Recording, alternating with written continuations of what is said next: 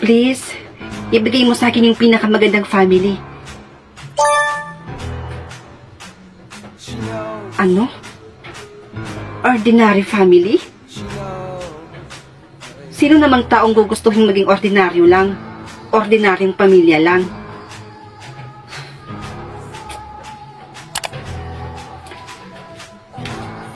Hi, Besh, Erica. Halika na.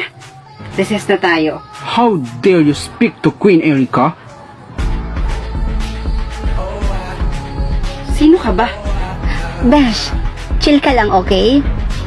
Guys, pinili ko kasing maging royal family. Kaya ayun, nagkaroon din ako ng royal guards. Wow! Ang galing naman nun!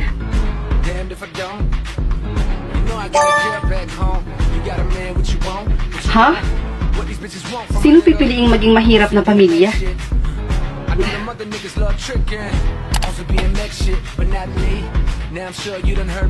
Hi, best friend! Mika? Best friend? Wow! Hindi kita nakilala kaagad ah. Grabe. Ang astig ng forma mo ngayon ah. Yayamanin? Well, pinili ko lang naman maging mayaman na family. Grabe, Besh. Ang dami nilang pera, Diyos ko. Sana all talaga. Ikaw nga pala, Besh. Ano yung family nakuha mo? Wala pa rin sa akin, Besh eh. Alam mo naman, walang kwenta kasi yung pumupunta sa akin. And 2 beses na din ako nakadecline. Wait, what? 2 beses na? Come on. 3 beses lang daw pwedeng pumili ng family. And kapag nag-decline ka pa, meron daw masamang mangyayari sa'yo. Ano? Hindi ko alam yun ah. Well, dapat i-accept mo na yung huling option mo. For the last time. Please. Sana maganda na yung family ko.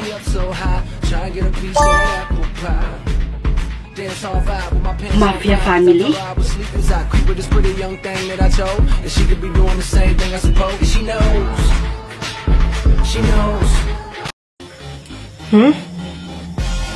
Time travel ulit? 1940 or 2040? Total, nakapunta na ako sa 1940.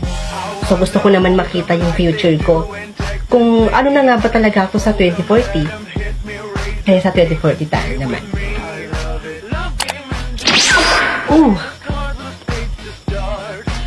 Nandito na ba ako? Ay! Grabe naman nun. May sasakyan na palang lumilipad. Grabe naman, napaka-high-tech naman ngayon. Ay, makauwi nga. Kamusta na kaya yung bahay namin? Wow! Ito na pala yung bahay namin. Ang laki ng pinagbago ah. Dati ang dungis-dungis nun. Oh, anak. Ma? Ma, ikaw na ba yan? Oh, kulat ka sa ganda ko, no? Ay, grabe naman ang pagka-fresh, oy. Naku, bulera ka talaga. Nga pala, anak, hinahanap ka ng asawa mo. Ha? Asawa? May asawa na po ako? Aba, meron. Teka, may nangyari ba, anak? Wala ma. Nasaan po siya? Ayun, nasa kusina. Puntahan mo na doon.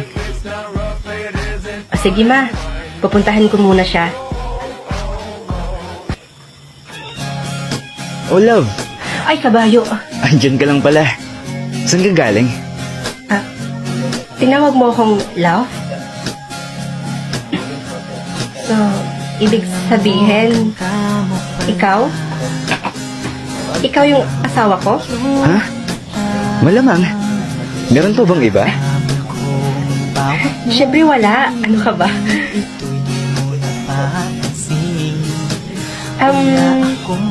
Love? Ano nga ulit yung pangalan mo? Ang sakit kasi ng ulo ko. Medyo, nakalimutan ko yung mga bagay-bagay. Jo Marie pangalan ko. Jo Love, Marie? pati ba naman pangalan ko nakalimutan mo? Hi. Okay. Napakaswerte ko naman pala. nagkaroon pala ako ng asawang napakagwapo. Ay nako, ayan ka na naman, love eh. Love, nagkaroon ba tayo ng anak? Oo naman, kambal pa nga eh. Kambal? Mama! Oh my God, ang cute niyo naman. Papa, Mama, tara na po, kain na po tayo. Sige mga anak, mauna na kayo dun ha. Susunod na kami ng papa niyo. Sige na. O, sige po. Nga pala, ngayon ko lang nakita ulit yung suot mo. Kasi pa pala sa'yo. Yan kasi yung damit mo nung una pa lang tayo nagkita sa school. Ay, talaga ba? Naaalala ko pa yung mga panahon na yun. Ano nangyari sa atin nung first meet natin? Ay, sandali lang ha. Sige na, mauna na kayo doon. At magsisian lang ako. Sandali lang, samahan kita. Hindi, wag na. Ako na. Sige na. Susunod ka ah. Oo, susunod ako.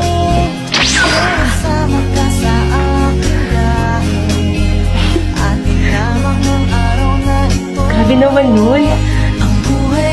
May napakagwapo na nga akong asawa.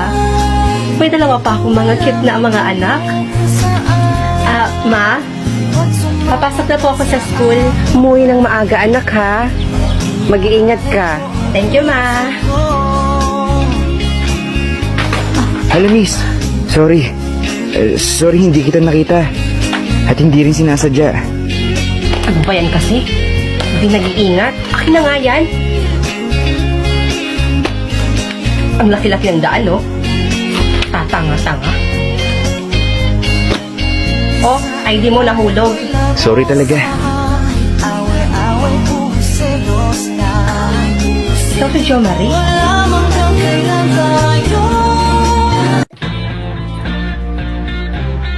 Just one? 1 million or dress? Siyempre, dito ako sa 1 million. Pera na to eh. Aanhin ko naman tong dress na to.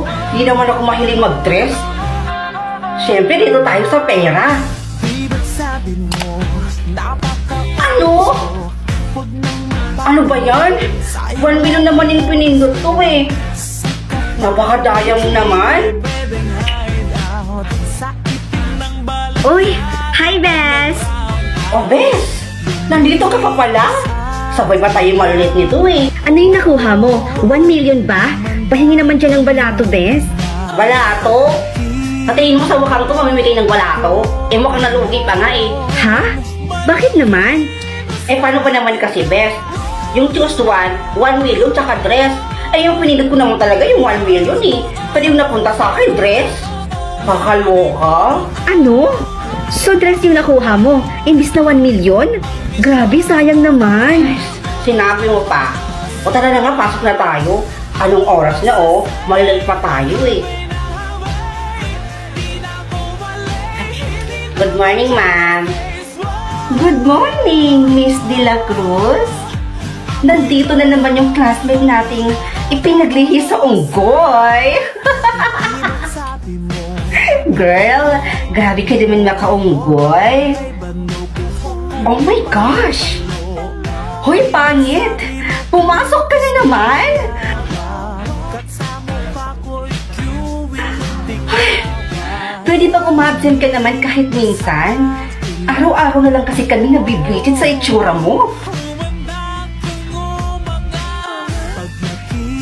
Ma'am, sandali lang po ah. May kailangan lang po akong sabihin. At kailangan masabi ko to sa kanila. O sige, Miss De La Cruz. Take your time. Hoy kayo! Ikaw. Kayong lahat. Kung makapanglait kayo sa akin ha. Kaya naman kagandahan kayo. Ang babaho naman ang hininga nyo. Ang babaho pa ng kilikili nyo. Oh! Pag ako talaga gumanda, huyog kayo sa akin.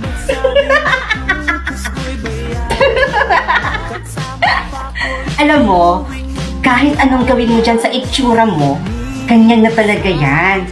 Tandaan mo ha, ipinanganak kang pangit, Mamamatay ka din pangit. Tingnan mo naman yung mukha niya, oh. Ang daming paminta sa mukha niya. Hindi yan paminta. Nunal yan. Ay, hindi pala yan paminta. Sorry ha. Akala ko kasi paminta eh. Hoy, pangit. Huwag ka sanang ma-offend ha. Alam mo, dinidescribe ka lang naman namin eh. Pero if ever na ma-offend ka, I don't care. Kahit manghiyang ka pa ng dugo. Actually, bukas, may presentation kayo. Okay? Be prepared. And girls, kailangan yung suot nyo is dress. Dress na kulay maroon. Para good looking kayo tingnan. And to all of boys, kahit ano na yung suot nyo, carry na yan. OMG! Pangit, narinig mo yon? Sabi ni ma'am, dapat good looking tayong lahat. So, paano ka? Eh, alam naman natin na sa itsura mo pa lang, hindi naka-good looking. Oh my gosh!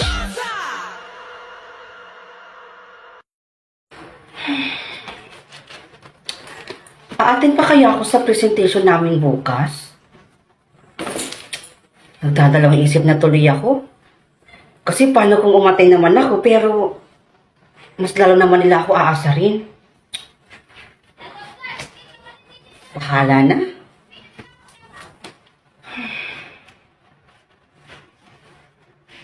Buti na lang. Sakto yung sinabi ni Ma'am na dress sa binigay sa akin ni Choose One. Feeling ko ang ganda ko ngayon.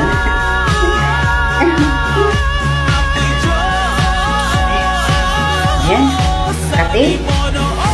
Ay. Ay ko. Aray. Ah!